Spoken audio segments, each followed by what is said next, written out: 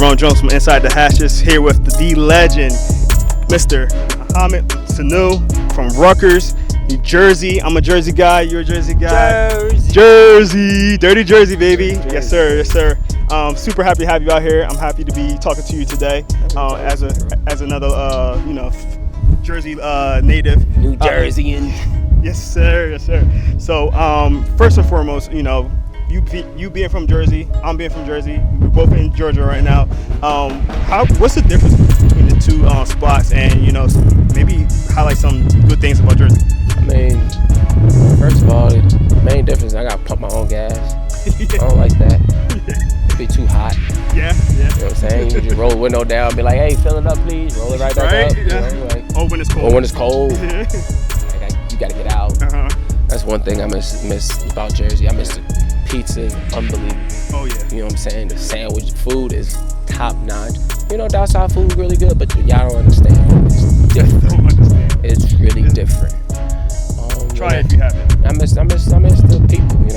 Like I like the southern hospitality and stuff, but I miss the people that wake up on the wrong side of bed and be angry at you and just what I'm saying, just mother F you for no reason. Like those are the people that helps you in the hard times. Like it makes you stronger. Makes you stronger. And, hardens you. So I miss that about it. Well, obviously, we here with your camp. You was in Jersey last week. Now you're in Georgia with it.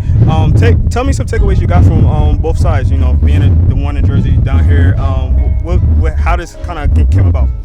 I mean, Hilton told me like, hey, bro, like you should get back doing your camp. I was like, you know what, you're right. He's like, I can help with it. If you need help, let me know. I was like, you know what, let's do it. Let's do one in Jersey and in Atlanta, because I know in both cases they both need it. You know what I'm saying? Like, you gotta know the impact that you have on the kids in the community and what you've done. Like, to me, I may just be like a old guy that's just done a lot. Yeah, I play football, but in my eyes, I don't see myself the way they do. So, like, when I come out to see the kids, how it makes you feel good, but at the same time, it makes them, they're listening to everything you say. They're watching your movement. So you have to be on high alert and how to approach these kids and how to instill your great values upon them, so they know how to go about life, like how to be successful. And a lot of kids don't have guidance, don't have aren't fortunate too. So you got to be able to do the little things to make sure they do have that guidance, have that leadership, and if I can give them 1-2 things to spark something in their mind and their heart to believe in themselves, and I did my part. That's awesome, man. If you guys don't know, this camp was a free camp. So obviously with something that's being free, it takes a lot of hard work, a lot of dedication. What are some of the takeaways you get from, seeing the kids out here? Ooh, okay.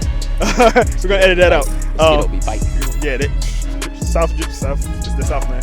But what are some takeaways you get from, doing, and what are some side effects you may get from seeing how these kids, learn and grow from, something that you may get instilled in them?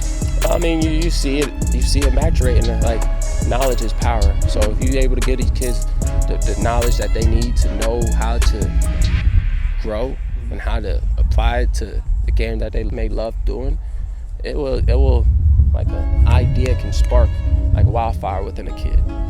And it can make them achieve things that they may have never thought they could before. Without that little nudge, that little push, or that from their favorite player. Be like, hey, bro, I believe in you. You could be great.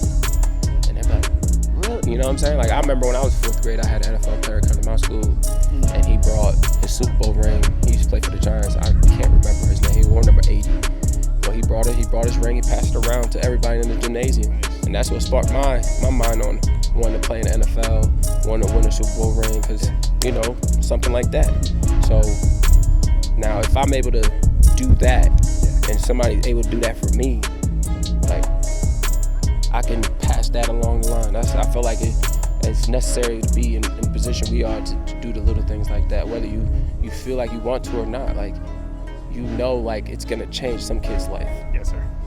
Man, that's awesome, and I'm glad that you do stuff like this and helping these kids out. It's really great to see you being out here and be able to help the kids and things like that. Let's go back a little bit, because like I said, Jersey.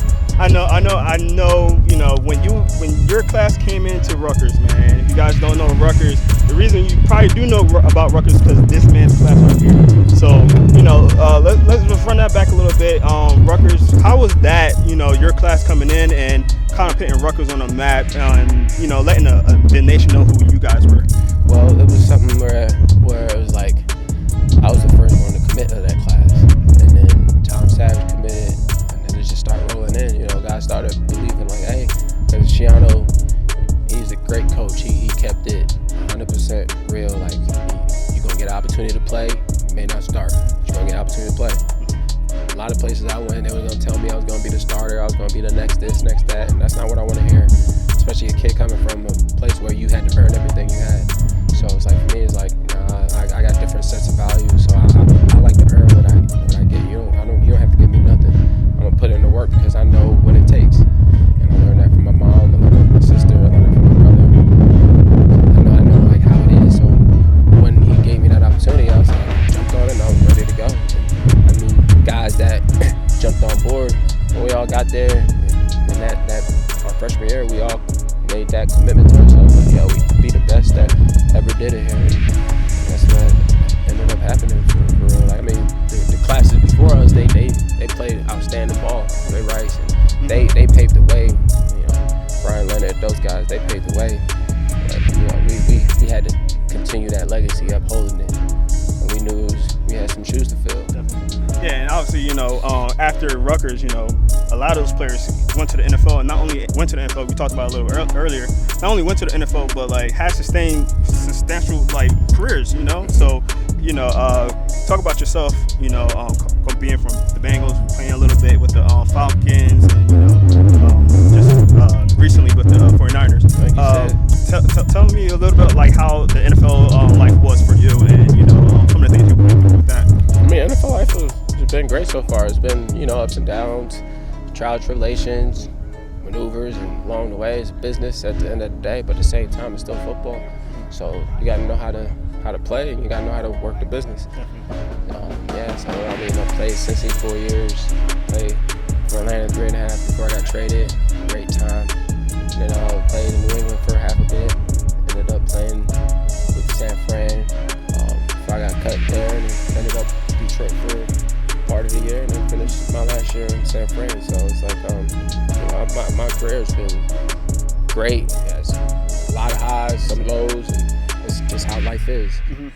But it's how you respond to those things that make you who you are. So, I mean, I'm excited about my response coming up. 100%. Yeah, you definitely made an impact when you was in the league for real. Do you see yourself playing it still, for sure. or? You'll see. Okay. Yeah. Don't Awesome, worry about man. it. Definitely looking for it. That's my best football is yet to come. Oh yes. Yeah, by far. I love that. It's not even close. I love that. Definitely. All right, so you know, just to get off on a little fun note right at the end, let's talk a little about yourself. Maybe something that nobody knew about you. Favorite song? I would say probably "Mesmerized" by Wiz. Okay. Yeah, that song's hot. Yeah, I like that. Okay. Let's say your favorite food. African food. Cassava leaf, peanut butter soup. Boy, that fufu. We might have to talk after this interview. Yeah, you don't know about that. I'm hungry as hell right now. Say My less. favorite food. Yes, sir. All right, so let's say outside of football, favorite sport. Besides football? Yeah. Probably soccer. Soccer? Okay. Or basketball. Oh, yeah. You play a little soccer? That's my first sport. Well, yeah, I knew that. Yeah, that's awesome, man. I don't play. You don't play anymore? No? Nah? You only got so much movement in your body. So you better use it wisely. Definitely. Don't be out there playing soccer when you know your craft is football. Okay. Kind of awesome. You don't go out there on the radio when you know you're... Yeah, you're right. No, you know what I'm saying? I'm an interviewer. I don't do radio. You're right. Radio. True. That makes sense. Favorite team? What do you mean? You say favorite soccer team for y'all that can't hear. Favorite soccer team? I mean, I liked Real because of Ronaldo, but whoever Ronaldo on, that's who I'm rocking with. For real, Man U. I like players. I don't like teams because it's like being in a business. Like, you know, you see the different side. Yeah. business makes you like, man, this team, you know what I'm saying? F this team type shit. Instead of just like being like, all right, like, because players go through it. You see players get traded, players get with no say, like, get treated like they're a backpack. Definitely. You know what I'm saying? Well, we're gonna wrap up this interview. I don't want to hold you too long. I know you're trying to get out of here and stuff like that, but Mohamed Sanu, I appreciate you getting on with us. Thank you for being on with Inside the Hashes. Thank you guys. Make sure you